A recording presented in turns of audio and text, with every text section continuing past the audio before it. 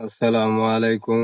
কোনো কথা বলার ইচ্ছা ছিল না, তারপরও বলতেছে আপনারা চরমলাই পেশাবকে নিয়ে বাজে সমালোচনা করতেছেন। তারা ক্ষমতালোভী। ক্ষমতালোভী কি ভাই? তারা তো একমাত্র এই প্রথম এই জোটের ডাক দিছে পেশাব চরমলাই, এক বাক্সের কথা বলছেন।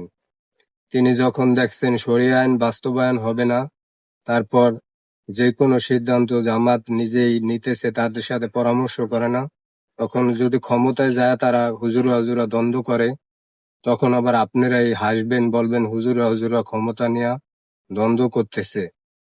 এ কারণে বলতে চাই, ফজলুল করিম রহমাতুল্লাহ আলাই রক্ত যাদের শরীরে, সে রক্ত কখনো বেইমানি করতে পারে না। পীর সাহেব চরমনাই ক্ষমতা অথবা টাকা পয়সার লোভে রাজনীতি করে না। যদি করতো, একটা মাহফিলে কোটি কোটি টাকা ওঠে, তাহলে তাদের টাকা দিয়া স্বর্ণের বাড়ি বানাইতে পারতো। কিন্তু তারা করে না, দিনই কাজে সব টাকা ব্যয় করে। এই কারণে কেউই তাদেরকে নিয়ে সমালোচনা না করিয়া, আমি মনে করি যারা আপনারা সমালোচনা করেন, তারা তার সমালোচনা করার যোগ্যতা রাখেন না।